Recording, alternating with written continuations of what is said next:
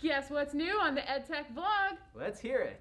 We've got tips on Zoom and breakout rooms. We've got a really nice online tool called Classroom Screen. And we've got tips on Google Calendar about how to subscribe to all school calendars and edit your view. And finally, we've got a nice way to do screencasts right from your computer. Have a great week. We're looking at a new feature in breakout rooms where participants can move between the rooms of their own choice. Jeffrey has joined us in the Zoom meeting, and I'm about to open up my breakout rooms here. At the moment, I've got 2 breakout rooms, and I'm going to check mark let participants choose rooms. I'm going to create, and then I'm going to open all the rooms. And we can see that Jeffrey is unassigned to a room. He's now going to choose a room and move to it by his own choice. So Jeff is going to go to breakout rooms. He's going to see the rooms. He's going to choose the room he wants to go to, and he is going to join it. Jeffrey has joined room 2, and now I'm going to join a room, and I'm also going to go to room 2. For me to move to room 2, I come across to the number, see it, and then it highlights to join. So I click join, and I say yes to that. So now I'm joining room 2, and we are both in the room together. So we're now both in the rooms. We can go back to the main room.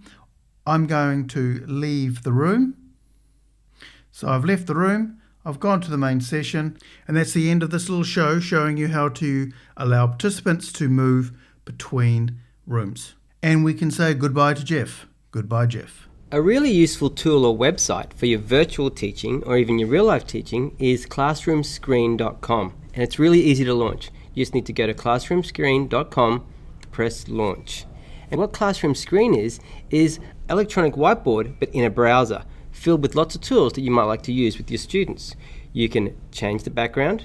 You can have a random name generator where you can type in the students' names and then choose a student randomly. There's dice, there's a sound level recorder, use media so you can play YouTube videos directly on the screen. You can start up a nice little window where you or your students can draw.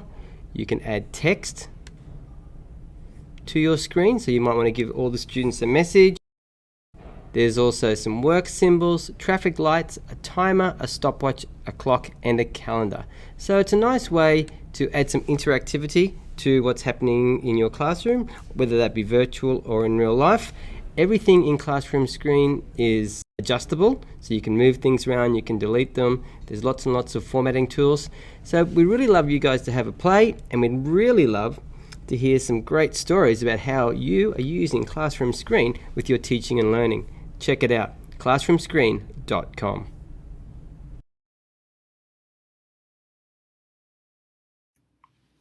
To view someone's calendar availability, you would go up to Meet With and then type in the name of the person that you would like to view. Once you click that, you'll be able to see the available meeting times. If you're trying to meet with a few people, you can type in the other person's name and you will see common times that might be available to meet. You just X those out when you want them to go away. They will not appear in your calendars. But if there is someone you meet with regularly and you would like to have availability to their calendar, you can subscribe to their calendar in other calendars. So if you click on subscribe, you would go up and type in the person's name, and it's automatically added to your calendar view.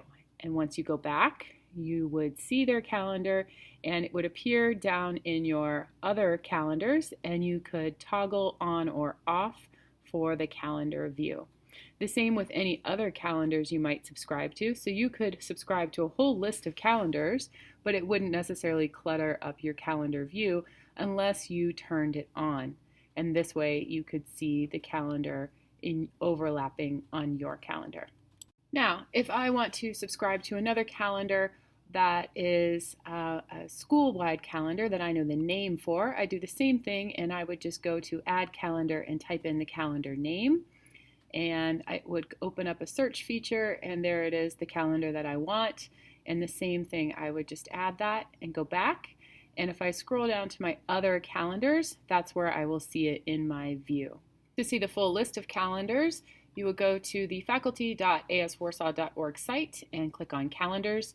There you will see the whole school calendar and relevant ones to subscribe to. There's also links for your divisional calendar. For elementary, you can find the staff, the public, and the tower calendar. And the middle school, you can use the drop-down feature to see the available calendars, and the same for the high school. Use the drop-down feature to see the relevant calendars. From these lists, you just use the link and click on any of those links, and that will automatically open up your Google Calendar, and it will prompt you to add the calendar. And just as you would if you did it through the Meet With or Subscribe, you will see it down in your other calendars, and you can toggle on or off to view that calendar. And let's say I want the Board of Trustees. So if you get it in this calendar view, then you need to go down here to the plus. It will open up your calendar and it will ask you if you want to add. And now you have it added and subscribed to your calendar. And I can see it up here. And if I want to, I can change the color of how it might appear, and I can give it a different view. I can take it on or off. The difference between these calendars here are ones that you have editing access to.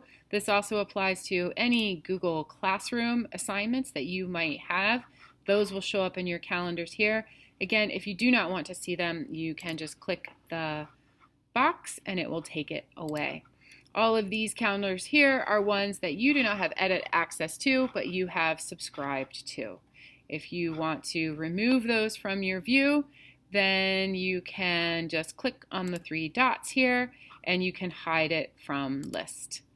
If you would like to share a calendar with someone who may not have the link, you can go into the three dots, look at the settings, and what you would copy is scroll down and you would copy this public URL here, and you would send this link to the person who would like to subscribe or could not find it in the search. This portion of today's video is brought to you by the resources page at edtech.aswarsaw.org. Go to the resources page for great original content, like this video that shows you how to take screenshots. That's the resources page at edtech.aswarsaw.org.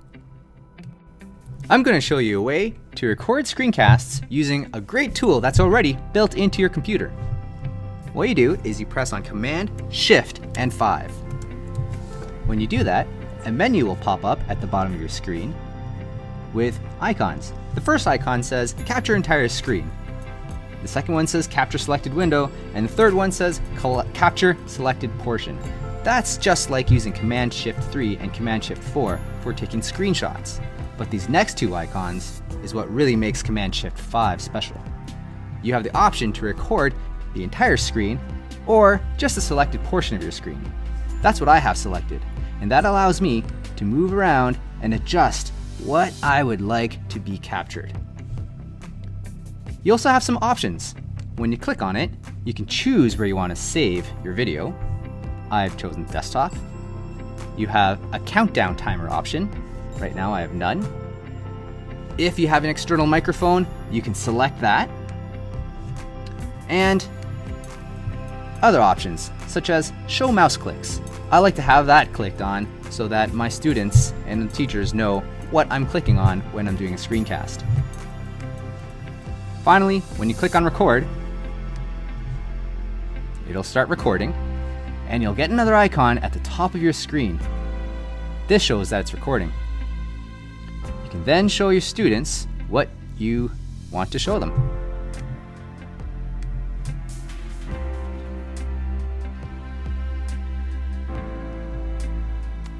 When you're done your recording, go to the top, click on that icon, and a preview window will appear at the bottom of your screen. Clicking on it will allow you to crop the video if you want. Take away the beginning, take away the end, and I can hit done.